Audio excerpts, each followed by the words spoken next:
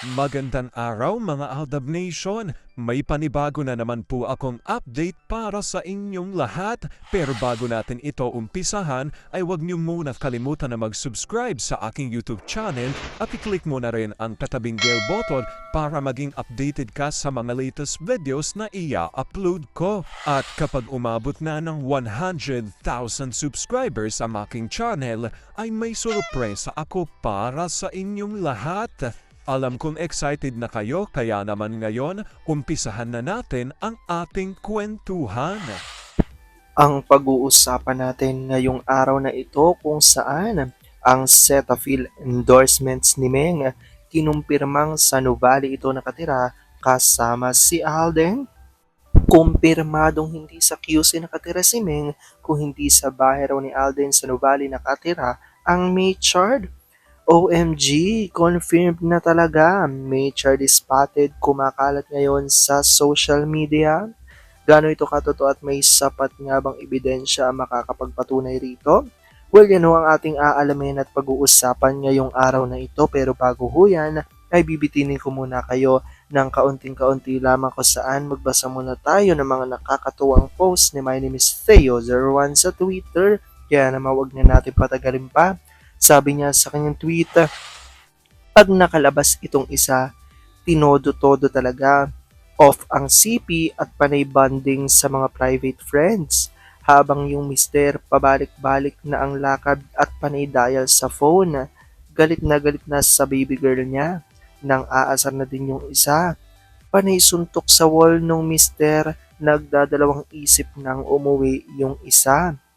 Hello pa? Ba't ngayon lang kita nakontak? Walang signal masyado eh. Umuwi ka na. Galit ka eh. Uuwi ka ba o pupuntahan kita? Huwag mo na akong hintayin. Sa amin muna ako uuwi. Doon kita hihintayin. Dito na lang ako sa friends ko mag-sleep over. Madadamay yan sila, makita mo. Bye, ma. Cannot be reached. Dial. Ano na naman? Asan ka na? Hindi ako uuwi dahil alam kong galit ka. Hindi ako galit, okay? Umuwi ka na. Nagpipigil ka lang, ramdam ko. Hingang malalim, basta umuwi ka lang, wala tayong problema. Galit ka nga, hinahanap ka na ng mga bata. Nag-uusap na kami, no? Ma, magwawala ako dito. Eat ka na. Alam kong tuwan-tuwa ako sa ating binasa pero ngayon pag-uusapan na natin ang ating main topic. Oops, wait lang, saglit lang to. May ipapaalala lang ako. Para sa mga bago pa lang sa aking channel, huwag niyong kalimutan na mag-subscribe sa aking YouTube channel at i-click nyo na rin ang notification bell para lagi kayong updated sa mga latest videos na i-upload ko at para maging parte na rin kayo ng aking Fanatics channel family. Well, alam kong super excited na kayo sa ating kwentuhan, kaya naman dumako na tayo sa ating main topic. Gaano nga ba katotoo na ang Cetaphil endorsements ni Meng kinumpirmang sa Nuvali nakatira sina Meng at Alden? Kumpirmadong hindi raw sa QC nakatira si Meng kung hindi. Sa bahay ni Alden sa Nuvali nakatira ang Maychard. OMG, confirmed na talaga. Maychard is spotted. Kumakalat ngayon sa social media. Gaano ito katotoo at may sapat nga bang ebidensya ang makakapagpatunay rito? Well, yan ang ating aalamin at pag-uusapan ngayong araw na ito. Alam kong super excited na kayong malaman yan. Kaya naman wag na natin patagalin pa. At unang-una na nga dyan ay galing sa tweet ni Larry 1973 at ayon sa kanya, thanks Oxecure for trusting Alden. Thanks Cetaphil for trusting me. The best skincare celebrity endorsers, Alda pa rin, Maychard forever. Buti naman Cetaphil, learned their lesson. Pwede naman palang hindi samahan ng aklang malas eh. Sa bagay, sa Nuvali sinut ito. Alda pa rin. Bago nga natin ipakita yan, ito muna reaksyon ng mga Aldab Nation. Sabi ni Beth Jimenez, napaisip lang. Sino kayang kakulitan ni M dyan? Sumampa sa pasahagdan. Parang si AI nagkaroon na rin ng photo op dyan. I remember yung tempered glass around Aldab pa rin, sabi ni Marino Torrio. Sa pagkakaalam ko, ito po yung bahay nila sa QC. Nasabi na din po ito ni Tita Miles along Commonwealth Avenue ang way. Ganyan po ang view dyan sa lugar ng mayayaman at nadadaanan papunta sa amin. Parang isang block doon ang pagmamayari nila. Sabi ni Rita G, ito ang bahay ng Fulkerson Jr. family, house sa capital city na ipinatayo ng mag-asawang A&M at kasama nila ang kanilang 3 anak dito. Maliit lang ang bahay sa Nuvali at may isang bahay pa rin sila sa Kabuyao. Alam kong gusto niyo na yung makita at ito nga tinutukoy nilang mga litrato at ayon nga rito, 101% kumpirmadong hindi sa QC nakatira si Maine Mendoza kung hindi sa Nuvali. Ito po ang patunay at ito nga po yung mga litratong makikita natin.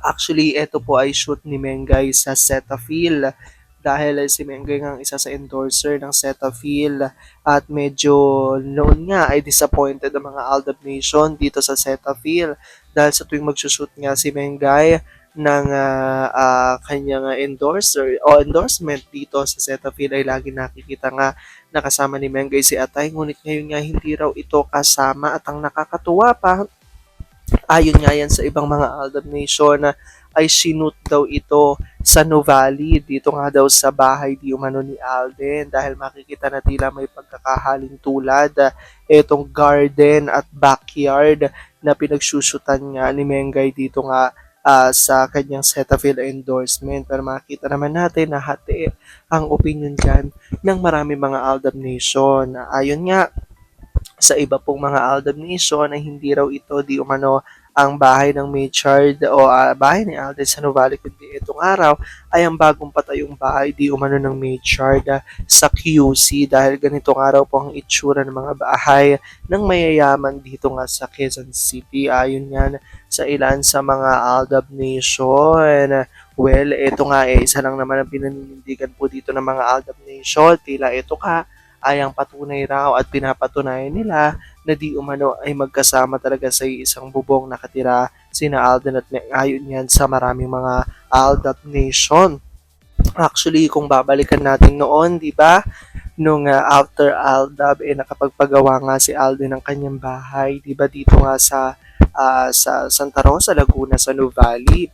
Ang kinagulat nga ng maraming mga netizens, especially ng mga Aldab Nation, ang biglang bumisita nga, di ba, si Mengay dito sa bahay ni Alden sa Santa Rosa, Laguna, sa Nuvali. So ngayon nga, syempre patuloy pa rin ang paninindigan po ng maraming mga Aldab Nation, especially the Aldab Nation sources.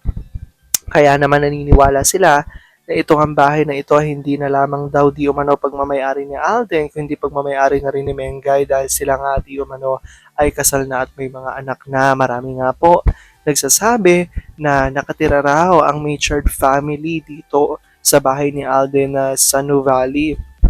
Pero marami din nagsasabi na ang tinitiran talaga ng Maychard ay ang bahay sa QC. Dahil nito lamang ang mga nakaraang ilang taon nang nakakalipas ay alam naman ng lahat sa publiko na nagpapagawa ng malaking bahay si Mengay sa QC o sa Quezon City.